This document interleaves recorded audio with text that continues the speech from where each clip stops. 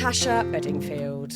What a joy to have you here. We wanted to do this for so long. We have. I've been a huge fan of yours, and I listen to the podcast, and if I live in America, and it just makes me feel like I'm at home. And I grew up listening to watching you, and so I'm really fangirling right now. But, likewise back. I'm over the it. moon to have you on. Thank you. And we were actually messaging. Now, was it last summer or the one before you played Mighty Hoopla? Was that last summer? Yeah.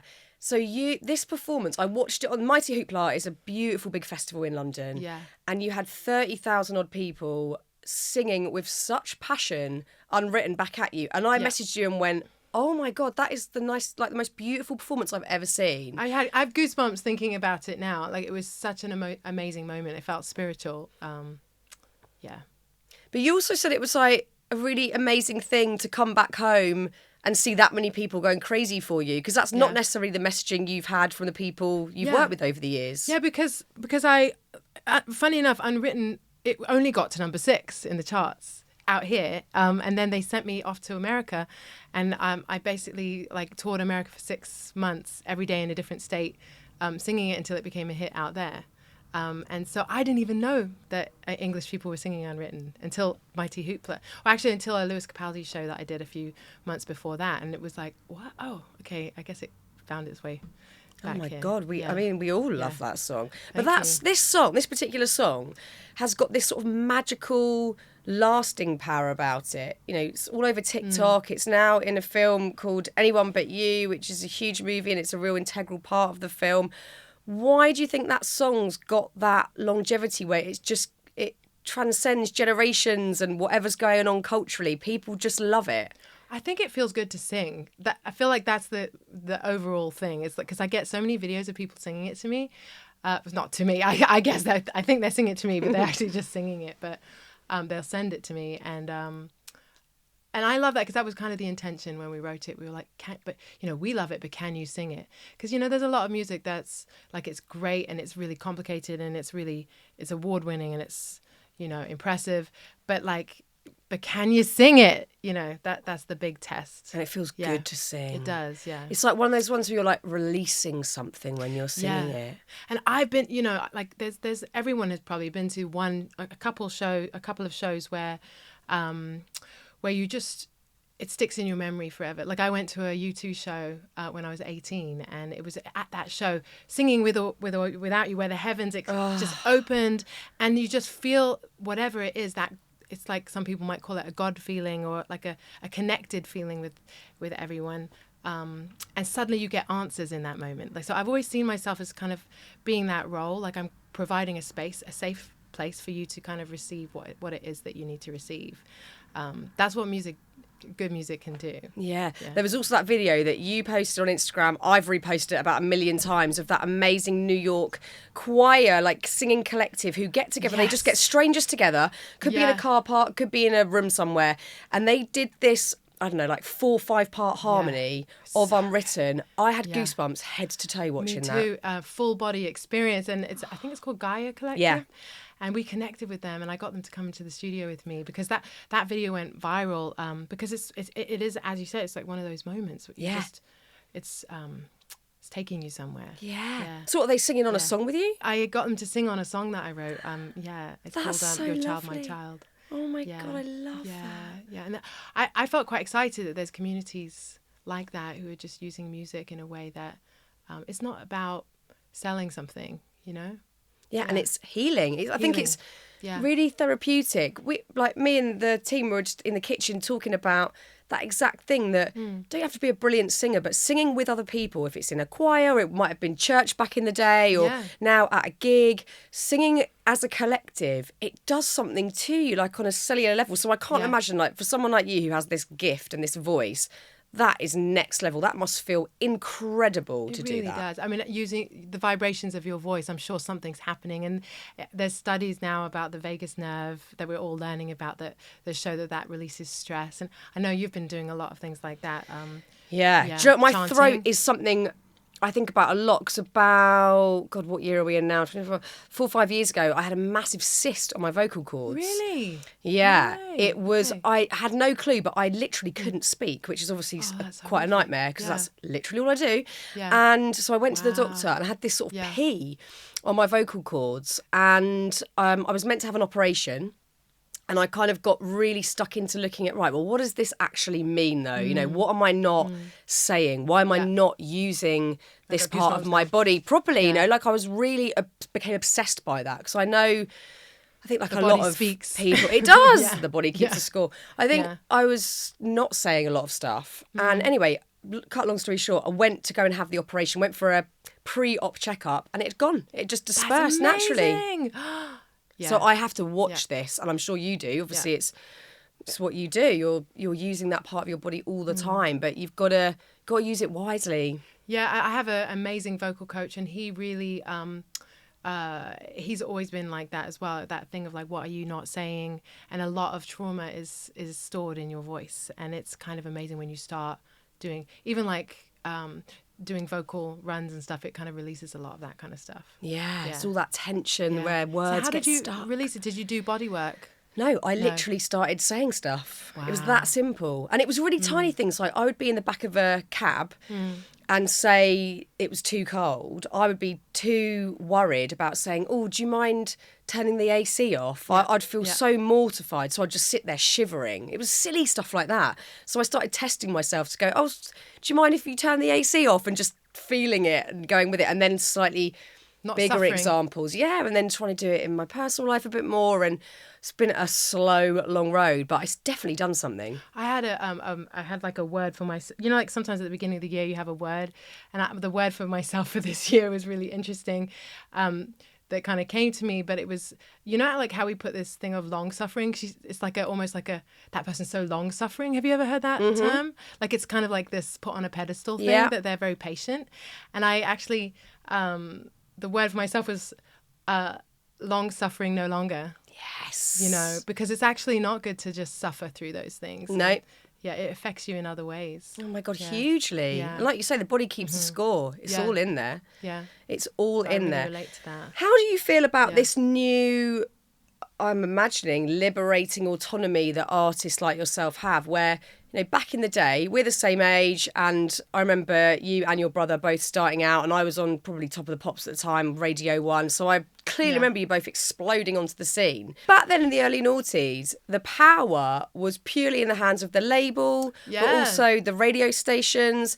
You know, unless you had a radio station committed to playing you and a label that were going to back you, you weren't going anywhere. Whereas now, with TikTok and social media and how artists have a bit more freedom, I feel like the power has shifted back into the audience's hands. They're choosing what they like. Have you noticed that shift? I think that's a really exciting thing about where we're at right now, because you can get that direct feedback, and people are much more involved, and you can connect with people more. Like we used to have to approve photo, like we couldn't post photos of ourselves. Like you'd have to have like 20 people go, oh, is this a good photo? Oh, I remember, horrendous. like there was one photo we were going to use as a single cover, and all the people who worked in the office were girls except one man, and they were like, oh, I think she looks really great. And there was one man in the room, and they were like, come and see this. They were like, doesn't she look great? He's like, the boobs are a bit small. Wow. Yeah, and we all looked at him and were like, excuse me. Yeah. You know, but that was so commonplace. Like, I was like, I'm in the room. I like my boobs. I'm sort of shocked, but not shocked, because, like, A, it's gross, but B, I've so been there, and that was so commonplace back in the early noughties. It was. People were talked about, and also people talk about when you're in the room. When you're in the room, you're not there. Like her, look at that. Horrendous. Yeah, it's weird. But do you think that's impacted who you are today and how you are today? I had to get over that a little bit with, like, that's why it took me a while to kind of get into the social media thing, because it was almost like a hurdle I had to get past, because you kind of get told something enough times and you kind of go and, you know, you're like, no, that's their job and this is mine. It's definitely become more like we all have to be photographers now. Like we all have to kind of, you know, but the hard part of that, you don't have like the same kind of, you can't blame anyone when it goes wrong, you know? That was me. Yeah, like if everyone's telling you what to do, then you can say, well, that was the label's fault, you know, but you kind of have to figure it out. And I think if you see it as a game, like, it's just like, I think kids do social media so much better. Well, not kids, because we don't want them on there, but like young people. Young people do it so much better because they're not afraid of mistakes, and because it's a game. It's like, it's kind of like a video game. Yeah.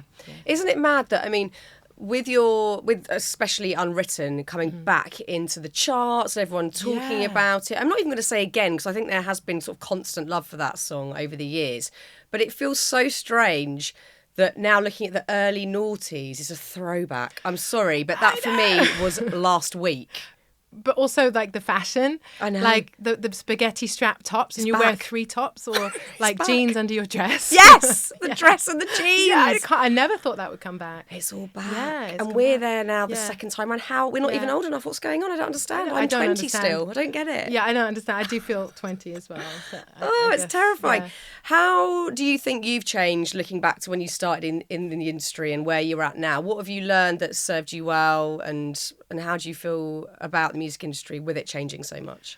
I think it's just it's always going to be about like a good song is a good song, so it's always going to be about like what is a good song, I think it's just, what are you communicating, what is it you want to say? And I think it's the same with all art. I think if you're doing something like, how can I make people like me, I think you can kind of see through that more than ever. You can see, like, someone's sitting, even like someone's looking at the camera and like angling their face because they know that the light hits them great. The audience can't be fooled, like they know. Yeah. So I think it's more about what are you trying to say, and us really kind of defining that for ourselves as well. When you listen to Unwritten now, does it have a different meaning to when you wrote it? It's challenging now. Sometimes I listen to the words of the verse and it says, we've been conditioned to not make mistakes, but I can't live that way. Or I'm outside the lines. I break tradition. And I'm like, but do I? And I realize with my fashion choices, sometimes I've been kind of like trying to look pretty or be, I have moments in my life where I try to be liked. So I'm like, it's great that I wrote a song like that because it keeps bringing me back. So I'm like, am I actually pushing the envelope for myself? Am I going outside of the comfort zone? That kind of thing. I love that. Yeah. So you're like learning from your song all over again. Yeah, I want to do a photo shoot that's really celebrating that, where I'm like really edgy. Yeah. And I don't know if I can dare to do that, but isn't that fun that we have to be in that position where we all can do that. Yeah, it's so good to get out of our own comfort zone and try new stuff. So let's go back to when I remember you coming onto the scene. Obviously, your brother was a little bit before you. So his album was out, was it 2002? You were 2004? Yeah. So what do you remember of that time? Was that helpful, him coming out first, or was it a pressure? It was helpful. Yeah. Yeah. He's my older brother, so he always did everything first. And I've always kind of been able to watch and learn and be like, oh, I won't do that and I will do that. Yeah. That's the benefit of being the second child. But I think, like, you've met so many people that when they've had a brush with fame of some kind, and it's always overwhelming. Like, there's no way to kind of prepare for it. It's an amazing thing, but it's always a bit like, whoa, that was crazy. Did he have active advice for you? He let me use his band, which was amazing. Love. Yeah. But he had a car crash, like a couple of weeks before I released my first single. Is that the timing of it? I didn't realise. He was in New Zealand. My whole family was in New Zealand with him, where he had the crash. And he had the screws in his head, like he had the Kanye West... I don't remember what you call that thing. Yeah, I remember the pictures of him. He got packed with this head brace on, essentially. Yeah. It was very serious. Yeah, and then he's totally good, but it was a bit of a weird time because I was releasing the music, but they were all over there. Wow. And that was the hardest thing, is that the press really loved me, which is great, but they would say horrible things about him.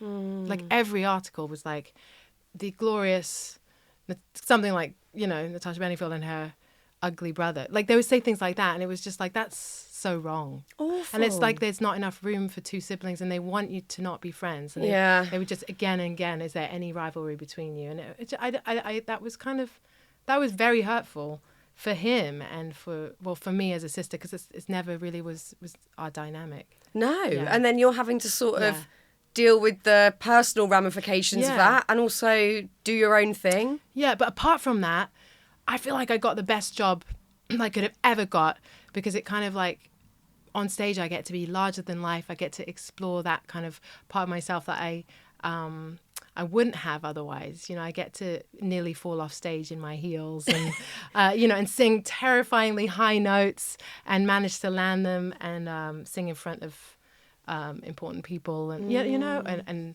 everyone's important, but like sing in front of a president or something who's not Trump. That is yet to happen. I mean, looking back... It was Obama, but I was just trying not to name drop. You can name drop. We're all about name dropping. Looking back at that period, and if I sort of rewind back to witnessing how the music industry moved around the early noughties, it was insane. It was so fast-paced. Artists were just having to go from... sometimes country to country in a day. You do a performance in the morning in one country, being another continent later on that day. It was so weird, yeah. How did you deal with that, the sort of fatigue and the attention, the pressure of that sort of schedule? To be honest, I have a lot of memory loss. That tells me that it was quite stressful, because my body just has... Like, I don't actually remember where I was for a whole year. Kind of, there's places I don't know where I've been. And I remember meeting other people who've gone through that, and a lot of times they kind of... when they're in that mode, when they're on the red carpet, they're a little bit, there's a kind of spaciness, because you're kind of not, you're like in a zone. You're trying to cope with it a lot of the time. Yeah, but you're also channeling something. You're also just kind of embodying and going into a state. So like sometimes when I go on stage, when I come off, I can't even like,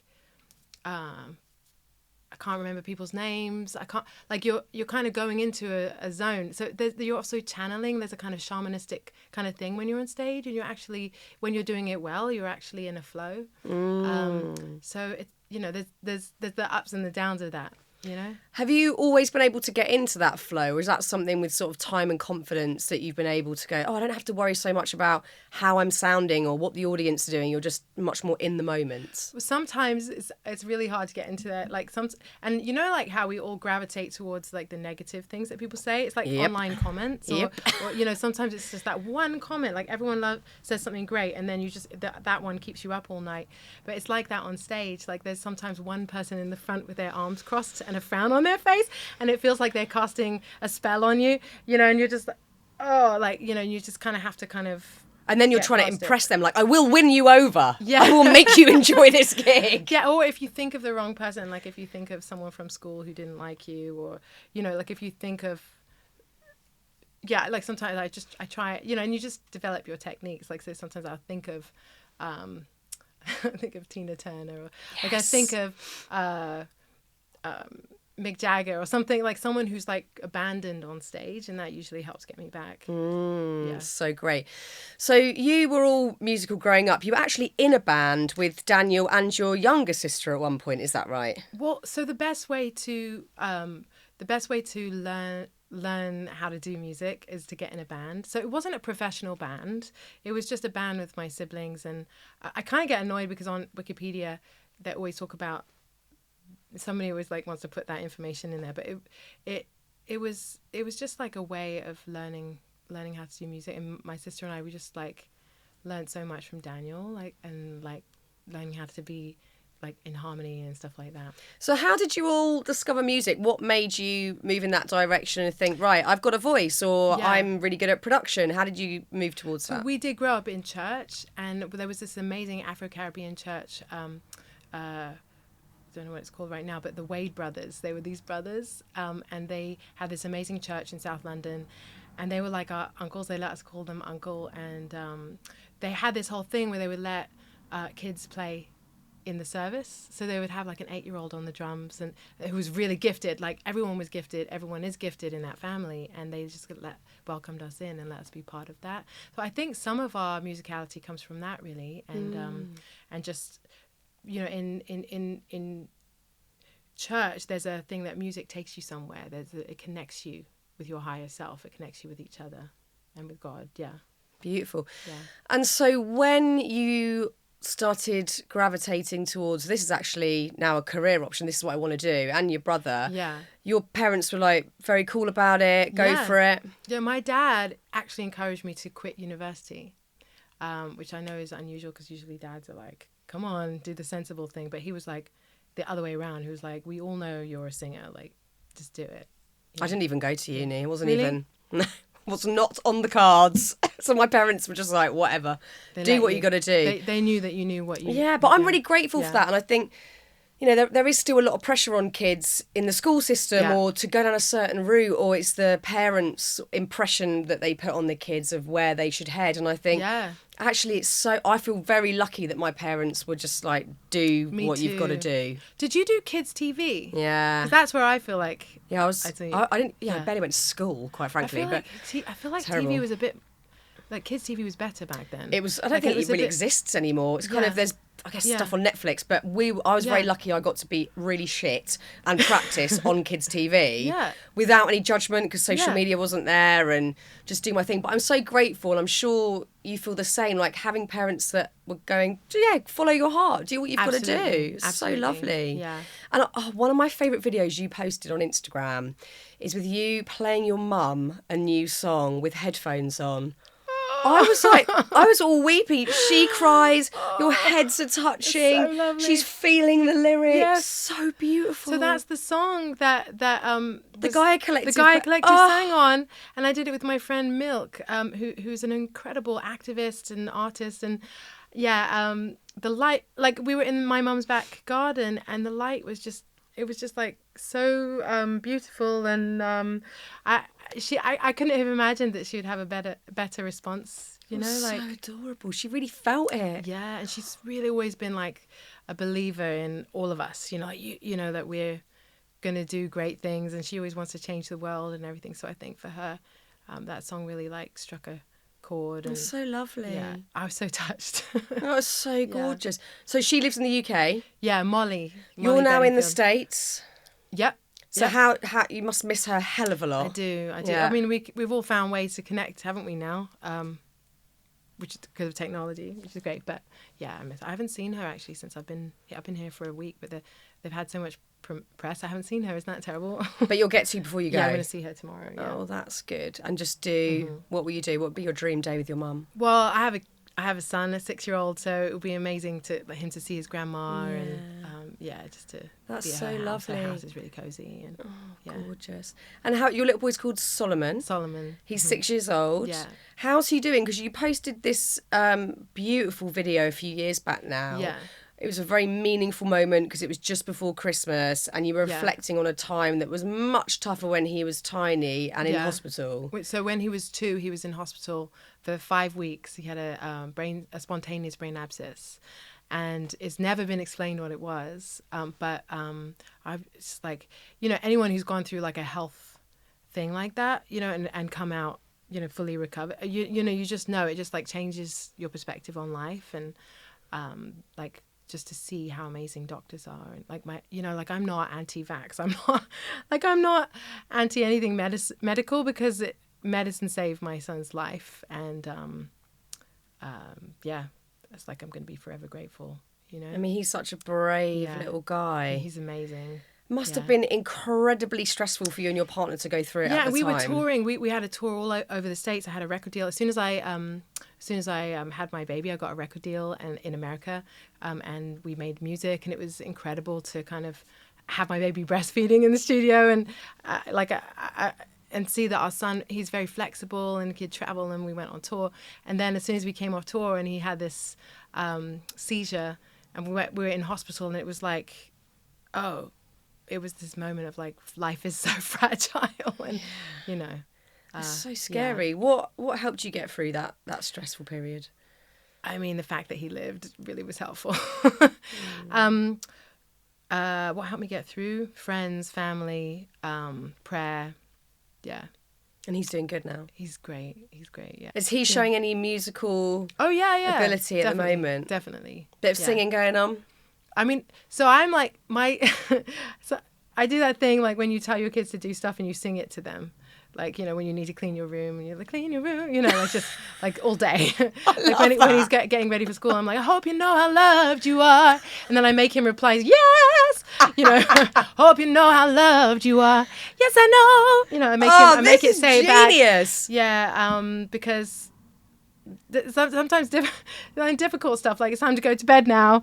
Like it's good. It's easier in a song. Are you still singing that? I'm not. I'm really shouting that one. You're shouting? I'm shouting that one too. Yeah, no, I hate that. I need to add singing into the household. That sounds much nicer than me like putting screeching. Kid to bed is supposed to be a nice, it's hard nice though, thing. isn't it? I find it so brutal. Oh, mate, bedtime. It's never ending. It's like, never ending. Yeah, I don't know. I'm like waiting for it to feel good. I mean, I love all the cuddles, but I hate to tell you, my kids are 8 and 11, and I'm still doing the same. Yeah. We've got into terrible habits. I'm not going to lie. Yeah.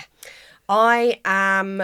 So my kids share a room because they don't want to not share a room. They don't particularly love each other. Like they argue all the time, but they want to sleep in the same room. They feel safer in the same room. So I'm like, great. And it's next door to our bedroom. They're in a bunk bed. I've specifically bought a bunk bed with a double at the bottom because invariably one of us ends up in that double bed at the bottom of the bunk bed in the middle of the night. But getting to bed, we've got a nice little routine going down. Don't mind that. Love the, reading books, gorge. I'm a big reader. I love reading with my kids. We've got into the habit of I or my husband has to stay in the room whilst they're going to sleep. Oh. Yeah. What do you call it? You're their security blanket or something. Oh, mate, I wish I hadn't started it. I mean, I've tried to use it for my benefit. I'm like, I'll meditate while I'm lying here. So I'll have, and then I'm like, I'm bored. I'll do work emails. I'll do some work emails. I try and use that time. But I, at 8 and 11, am still lying next to them, waiting for them to go to sleep. Yeah, but then there's that whole other method, the sleep training method, and then it's like leaving them to cruel. cry it out.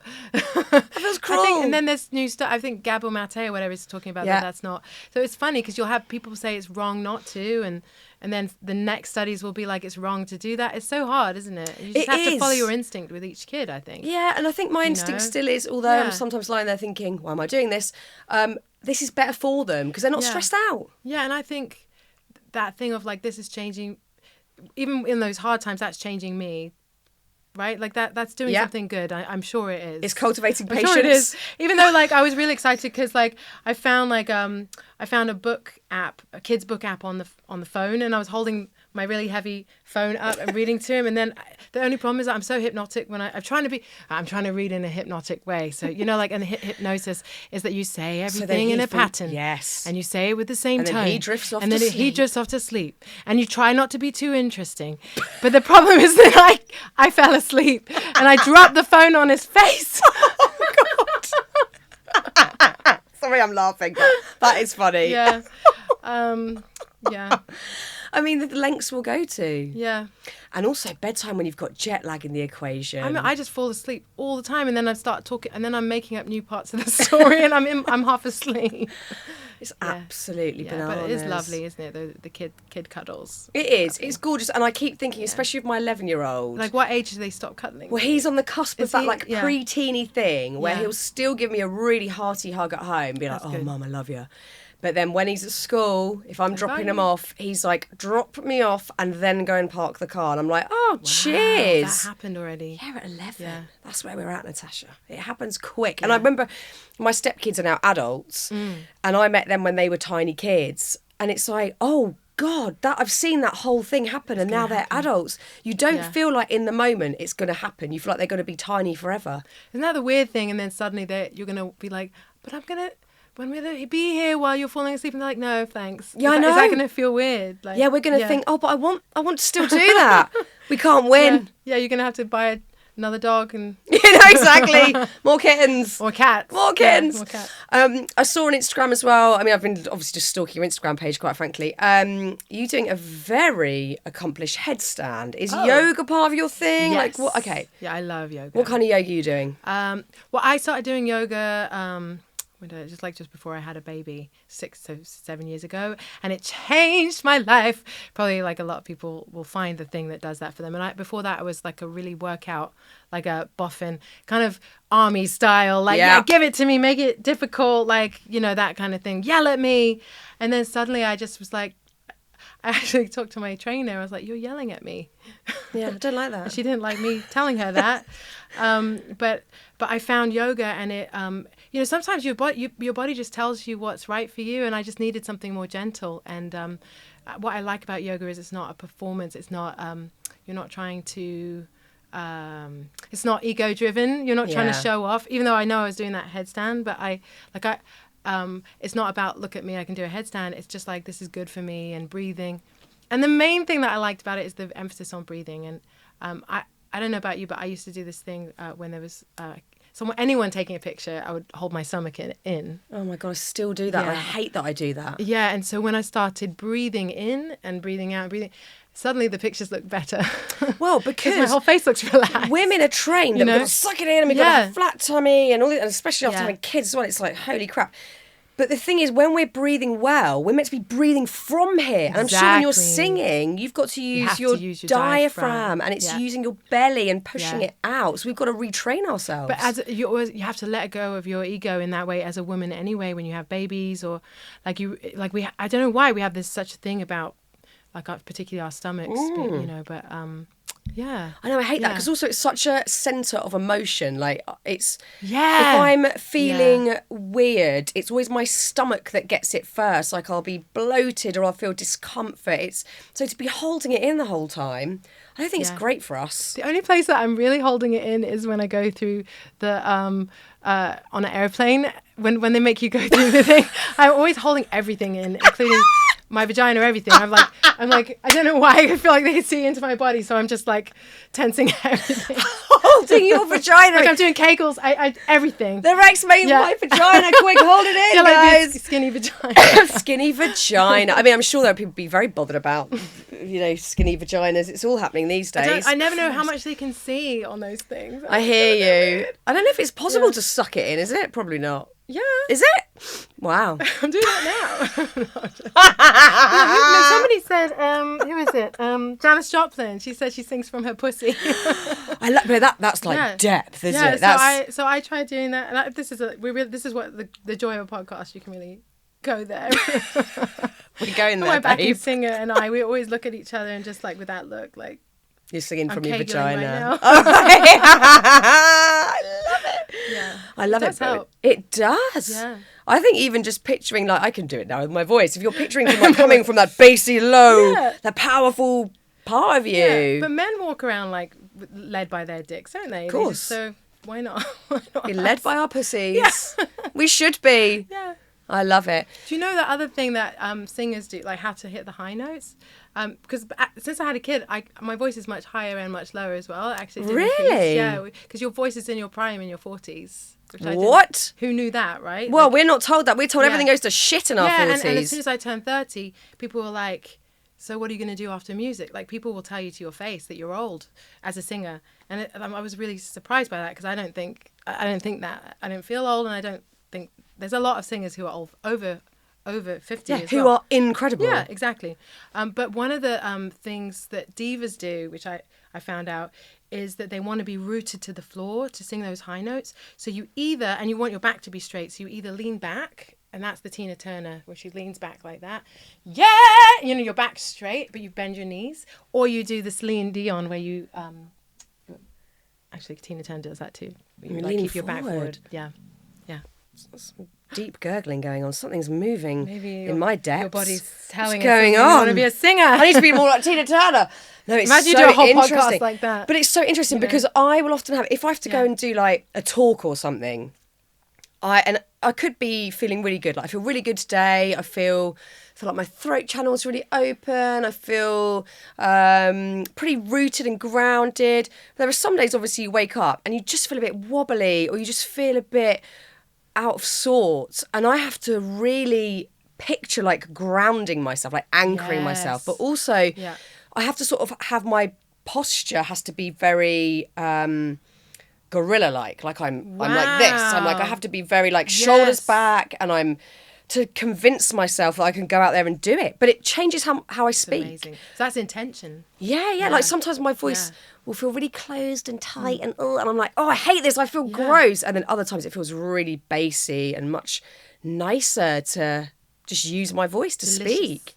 I saw Annie Lennox speak at a women's activist event.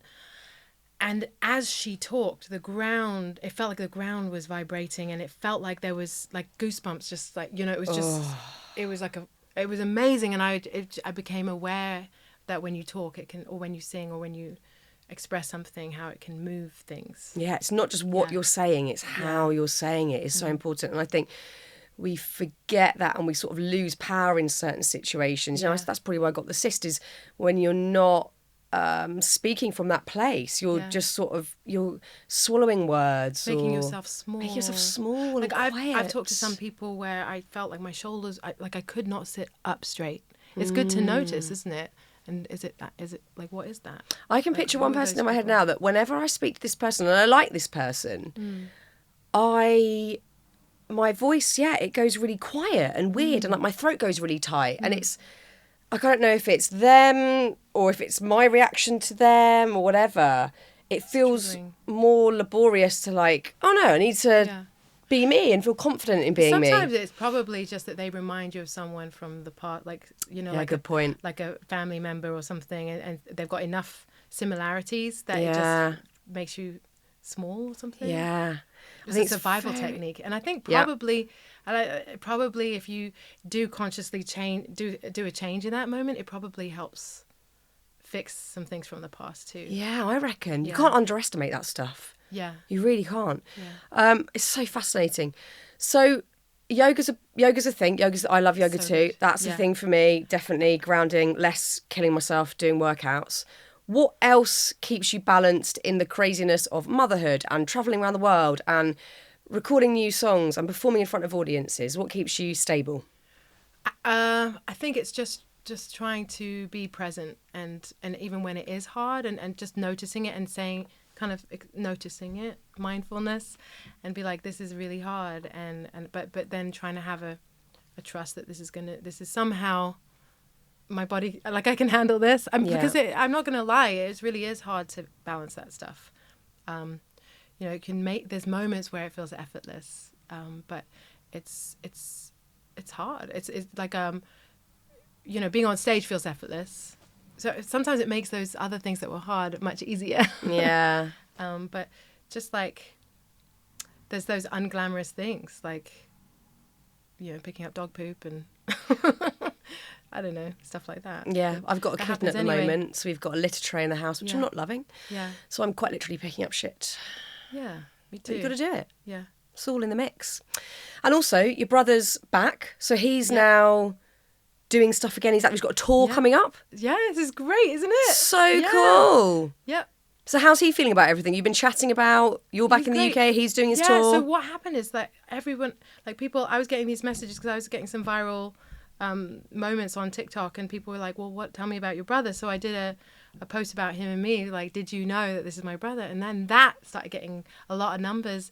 And like, it's just all kind of been a good flow because he was planning on doing some shows anyway. I need to be at that show. Yeah. Oh my God, you got to get through this. I do too. It's like, it's that song. Also, there's someone called Fred again. Love Fred again. Yeah, and he was playing my brother's stuff, so I think it's all just starting to get a little bit of a flow, and people are saying they really are more feeling like wearing bright colours. Yeah. And playing music from happier days. Yeah. From throwback of the early noughties. Right. God almighty. I mean, I was reminiscing earlier thinking about seeing you both back in the day around that time, and I've got this one memory that jumps out of when I had to go wakeboarding with your brother. Wow. And it was on TV. Yeah. Yeah. And it was one of those like lakes near Thorpe Park. Yeah. And your brother was really good. He's very good. But that's his thing, He's right? got great balance. Yeah, so he was amazing. And I was holding on to like a pole on the side of the boat and still not managing. It was so shit.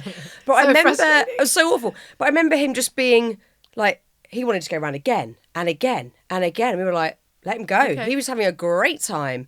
That was a sort of interview we were doing back in the early noughties. So fun. I noticed that when the camera's on, like I don't like doing things like that until the camera's on. And then suddenly I'm like, you want me to jump off that cliff? Yeah, I'm there. Do it 5 times. Like. Oh my God. I know, I said yes to everything back then. I was like, I'll pop a wetsuit on and go wakeboarding with Daniel Bedingfield at Thorpe Park. Sure. It's ridiculous times. But now do you have to do that kind of stuff with your kids? Oh, kids, yeah, sure. But I'm not like, no one's do you have to be super mum? Watching.